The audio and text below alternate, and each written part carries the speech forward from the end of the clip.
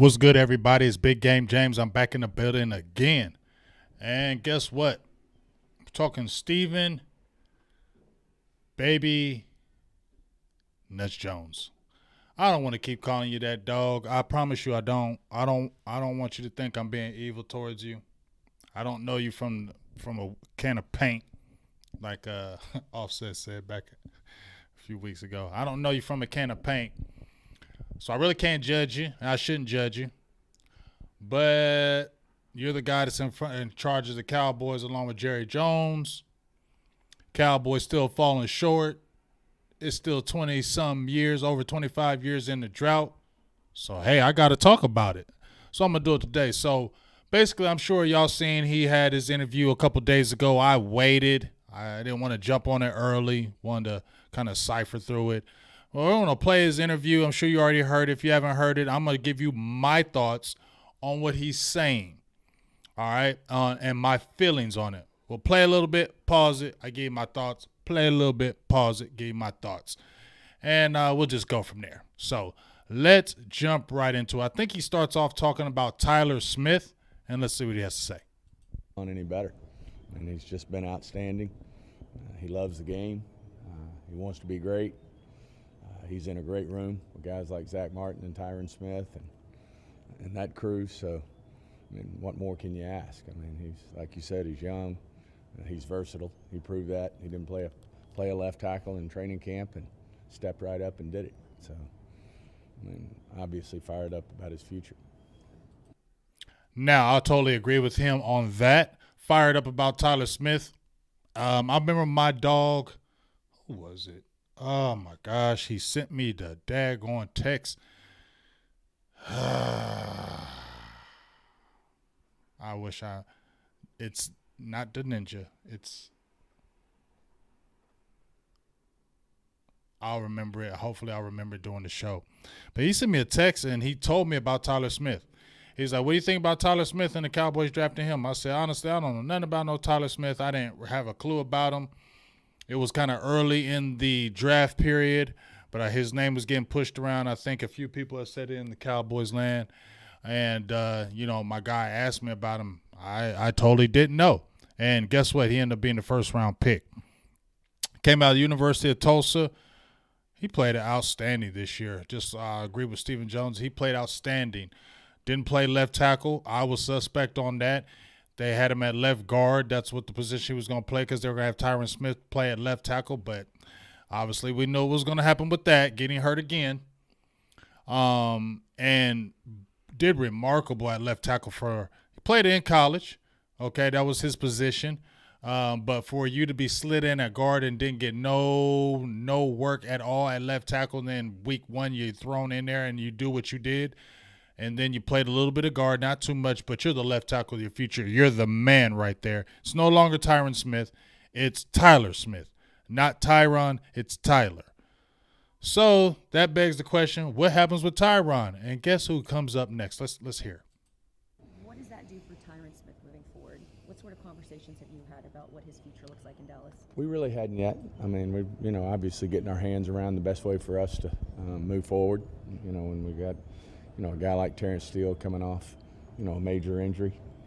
Obviously, Tyron was ultimate team player to raise his hand, said I want to move over and help the team at right tackle. Yeah. That's what he played in college. I mean, I think he's comfortable there. But, it's a good problem to have. I mean, in this league, you look at offensive line injuries and, all the challenges that teams have. I guess the biggest takeaway from our meetings was you can't have enough of these guys. I mean, you need these big offensive linemen if you want to protect your quarterback, which all 32 do, then you can't have enough of these guys. So, there's really not a lot of conversation to have with Tyron other than, he seems like he's very content to do whatever helps the team. So you expect him back? Yes. And you don't know if those contracts you're paying him right now? Yeah, I mean, we always do reworks and things of that nature. That could come up with him, but we have the ability to do that. But right now, we're comfortable where we are.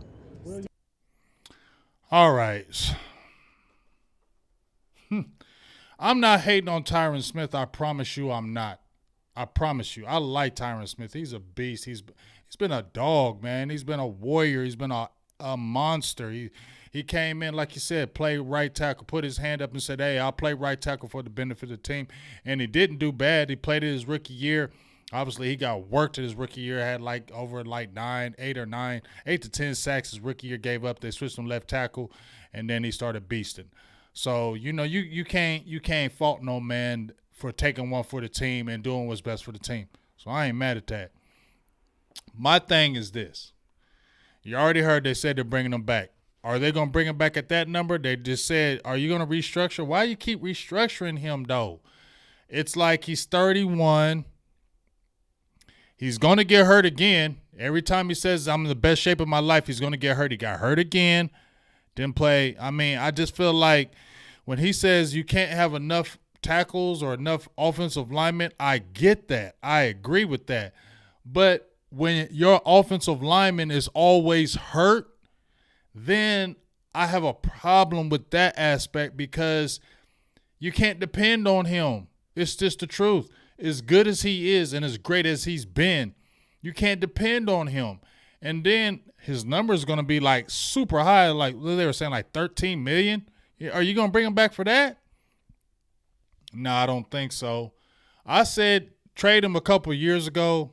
It's not a diss to Tyron. It's the business. I'm not dissing Tyron. It's the business. You could have got picks for him. Y'all love them draft picks. You could have got picks. You could have finagled stuff. Y'all can really get really funky with this and rework it and make it happen to where y'all release him, or I think you should get draft picks because I think you still could get picks for him because he's Tyron Smith, so the name is still going to resonate. And somebody's going to say, we need an offensive lineman.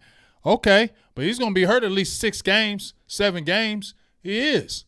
It's been proven. He's not played a full season in over at 6 or 7 years. He's missing at least 3 to 4 minimum.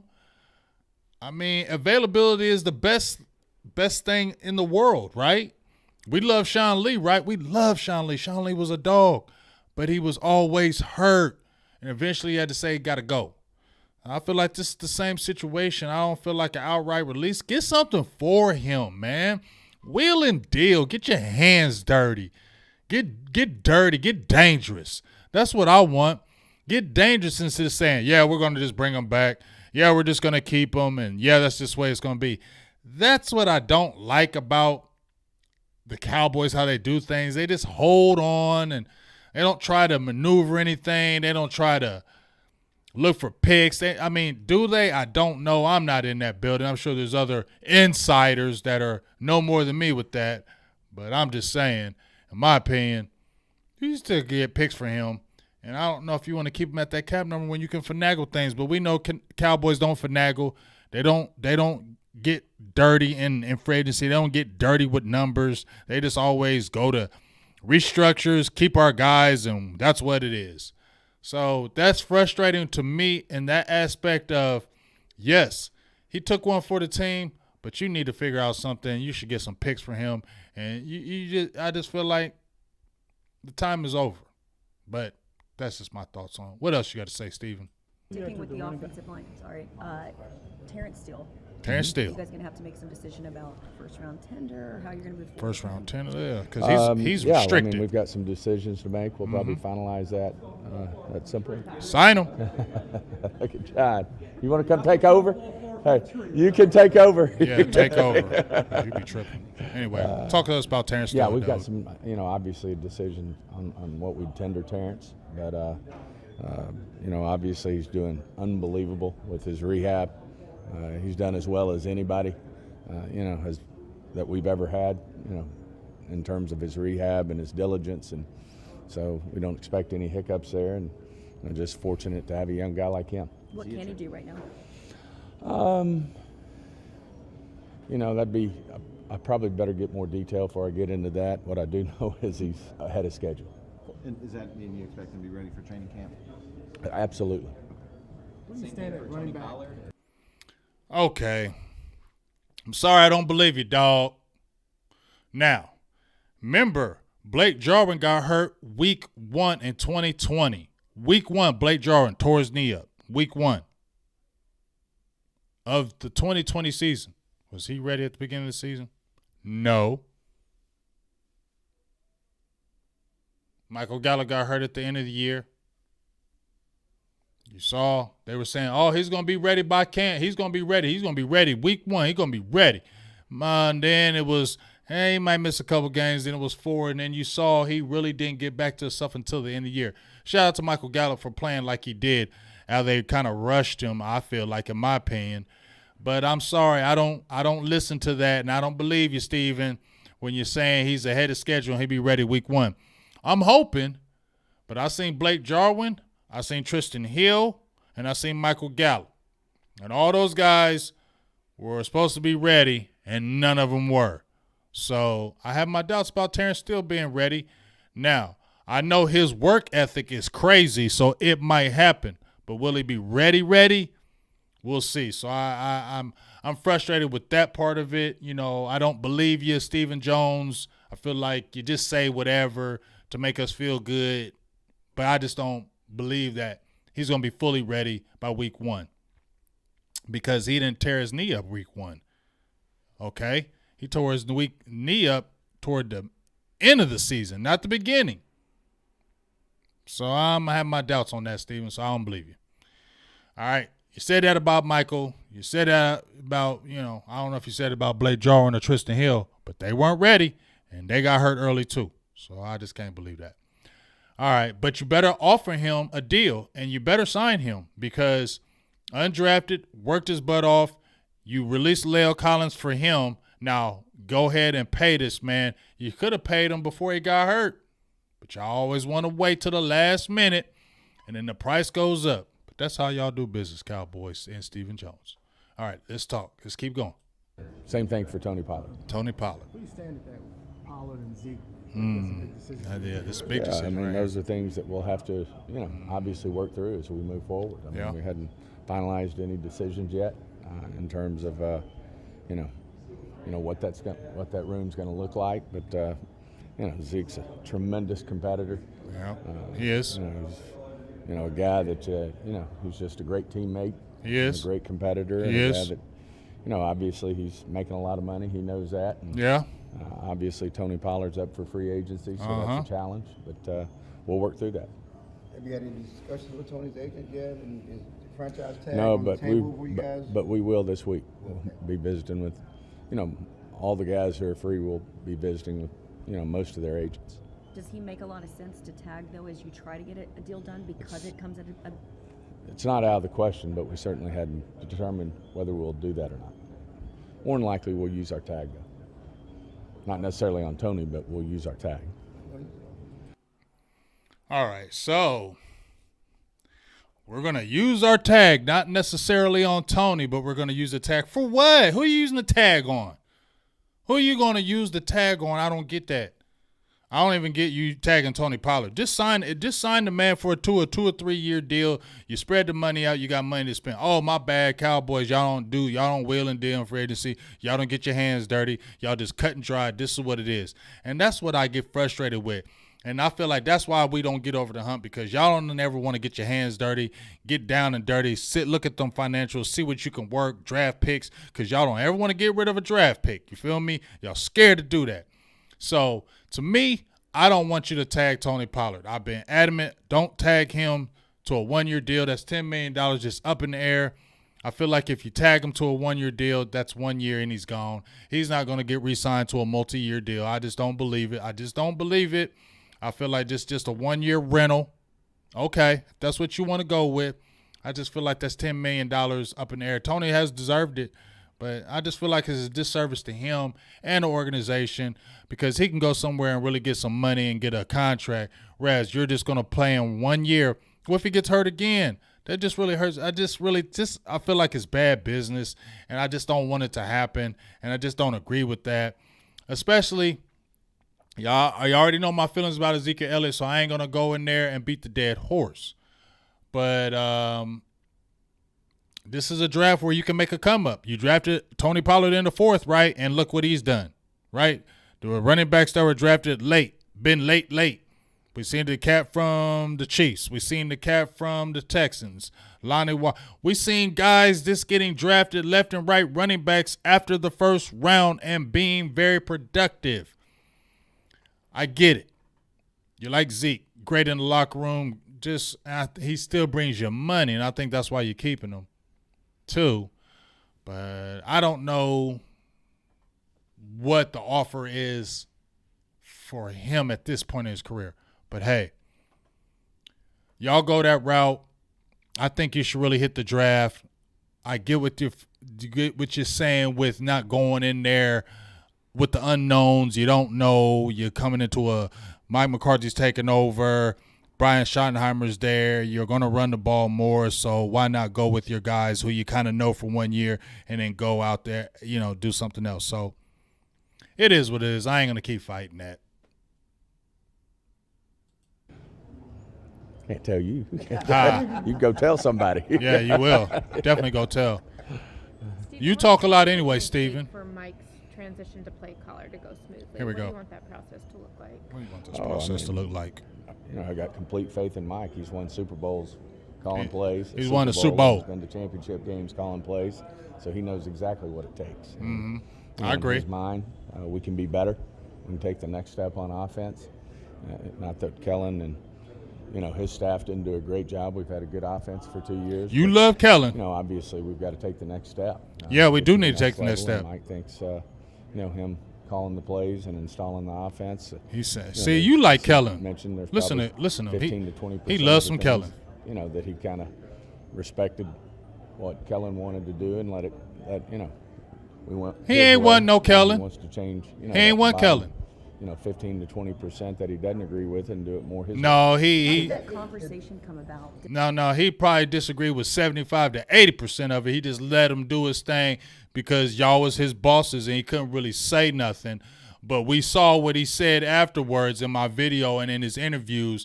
He didn't hate on Kellen. I don't think he hated him.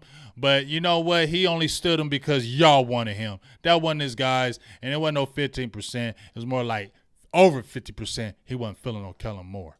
You loved Kellen Moore. Stephen Jones, you loved him.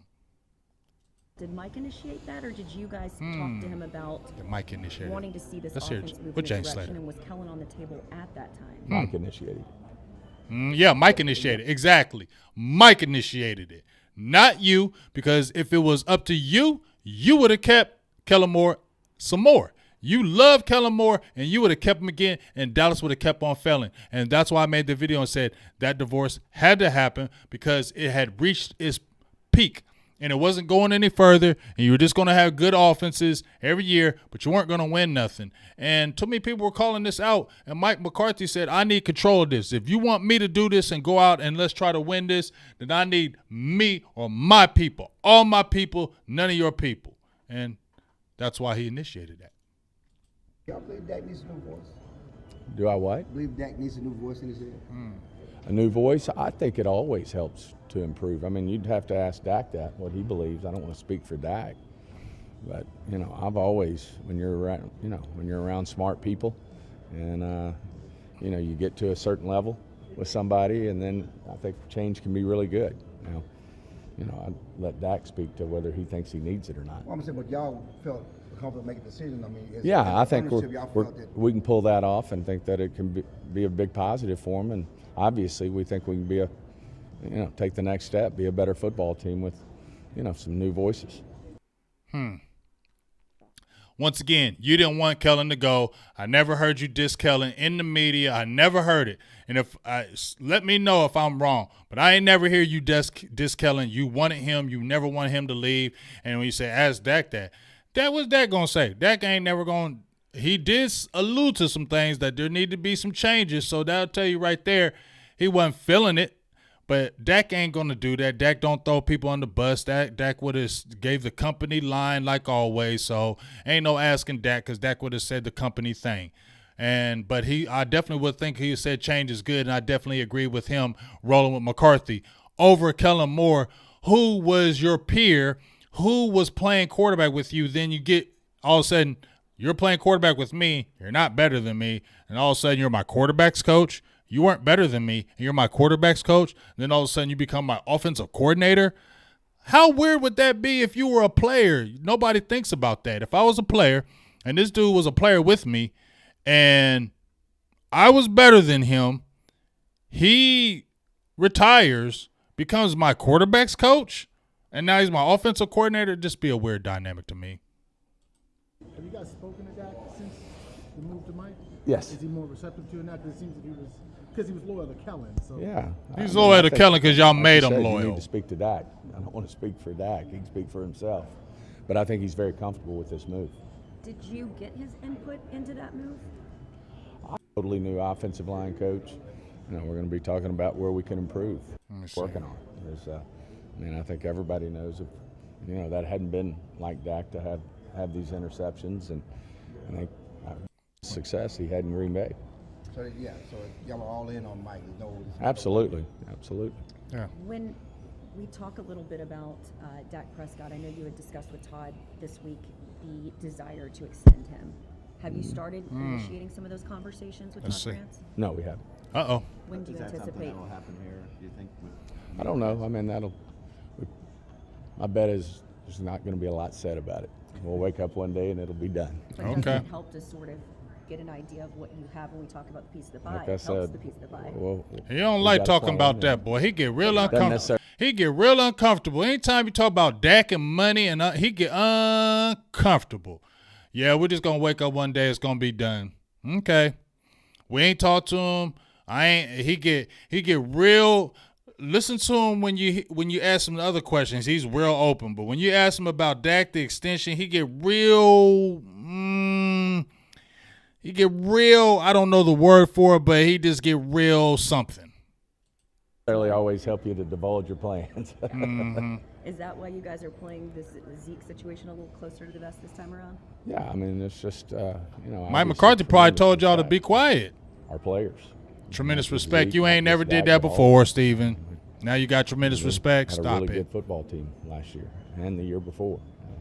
Unfortunately, we didn't take the next step, and we want to, do some things that'll help us take that next. You need to do some things too, Steven. Guys like DeMarcus Ware and Des Bryant, what guys that produce so much for you guys, and Zeke has produced a bunch. What's the hardest part of that decision when you guys, not that you're making it with Zeke, but when you have to? Yeah, absolutely. Did you second guess yourself at all after the Amari Cooper move? Not really. No, it was Let's get to that. group after that. Will we look at maybe improving it? Absolutely. Coming off a major ACL, I think it's pretty typical. I think we got a solid group. Okay, this is You about to always say- second guess yourself when you're letting go. This Steve, you release guys like DeMarcus Ware and Des Bryant. What guys that produce so much for you guys, and Zeke has produced a bunch. What's the hardest part of that decision when you guys, not that you're making it with Zeke, but when you have to go down that road? And it's just it's always very difficult when you have to make a very difficult business decision that happens to be a consensus in the organization. It's tough. Let go of an Emmitt Smith, a DeMarcus Ware. Those are things that you always lose sleep at night before you do it. Y'all ain't because letting you wanna Tyron make sure Smith you're and doing the them right though thing. go. These are That's great wild. competitors. The two you just mentioned were Hall of Famers. And then you always second guess yourself when you're letting go, those type of players.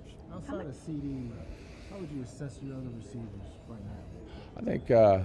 I think we got a solid group. I think Michael Gallup has a great chance to take the next step in terms of what he can do. Coming off a major ACL, I think it's pretty typical. The guys improve from the first year to the second year. Okay, but you said he was going to be ready. Y'all forced him, and that's why he didn't really play to his capabilities because y'all was pushing it. Because y'all put out there in the media, he's going to be ready, be ready. We knew he wasn't going to be ready, but y'all wanted to make sure that y'all were right, and y'all put him out there week 4. But we see he didn't get better until the end of the year. But shout out again to Michael Gallup for doing his damn thing after tearing his ACL up. We heard what he said about the receiver group. I know a lot of people played it on Twitter and all that. The receiver group was solid. Not really. Wasn't really solid at all. You had Noah Brown was your second guy, and we saw he faded quickly. Dennis Houston was your starter for how long?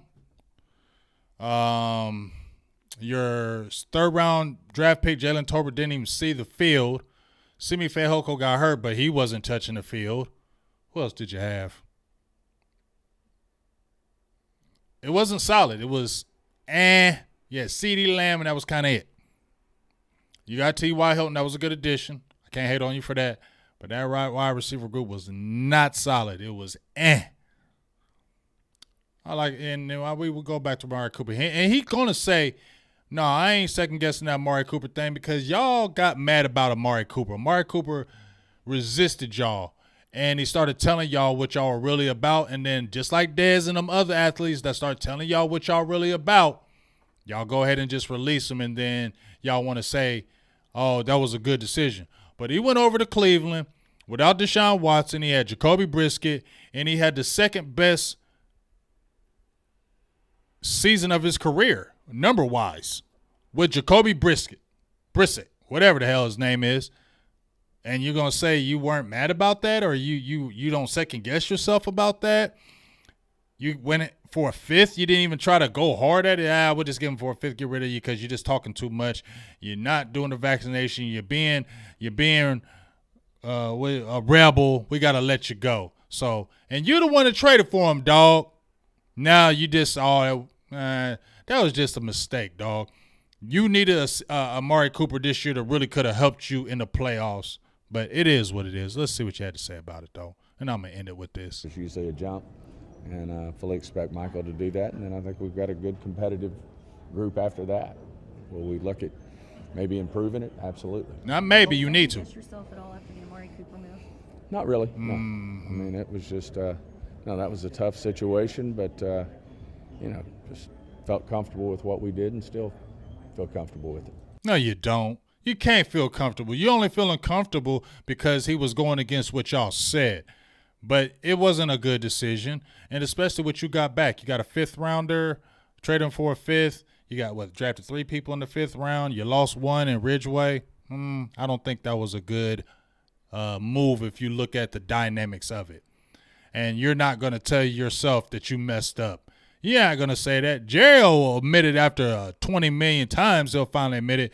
But one thing I know about you, you don't admit nothing. You definitely don't admit when you drop the ball. That's one thing I don't like about you, dog. Is it fair to say that wide receiver is going to be a position of emphasis this offseason? Maybe there was some concerns heading into training camp. Maybe that wasn't addressed. Yeah, I mean, I think it's fair to say that we're looking hard at it in terms of what we ultimately want the room to look like. OBJ still consideration? I won't get into specifics right now. Tolbert's development was a little slower than what you hoped. Yeah, you always hope they step in and play, but he's going to develop. He's got the skill set, and he's just got to develop. Came from a small school, and just didn't come along as fast as we would have hoped. But I think his upside's there. Do you have any specific area needs that you guys are focusing on in the draft and free agency? Yeah, I mean we've got them, but I'm not gonna. It's a competitive, so I'm not gonna address them. But we've got that all worked out. What we think we need to get in free agency, what we need to. Okay, I heard enough. Now, I don't know if Mike McCarthy has finally told them to shut up and be quiet because the Cowboys back in the day should always show their hand, especially Jerry. Jerry always showing his hand, telling you, oh, yeah, we like this player, we love this player, and we get him. And everybody in the Cowboys land be like, be quiet. Stop always telling your moves. Stop always letting everybody know what you're going to do, and then the next team gets a leg up on you, and then they make the move. So maybe they're taking a page from Mike McCarthy because if you look to Mike McCarthy, whenever he talks and they're always drilling him, what are you going to do? Man, I'm not trying to tell you guys. Y'all always want to know something. I ain't trying to tell y'all. Maybe he's telling these guys, be quiet. Don't tell your next move. Don't show your hand. Don't play your hand. So I'm cool with that aspect of it. I'm cool with them being quiet. Don't say nothing. I'm cool with you doing that. I'm cool with y'all not saying what y'all needs are. I'm cool with that. Just make some moves. But are you really going to make some moves? That's the thing. I'm cool with y'all being quiet, but are y'all really going to make moves while you're being quiet? Now, I'm going to end it with this. There's been talk of something big in the Cowboy streets, the Cowboy media, something big maybe happening.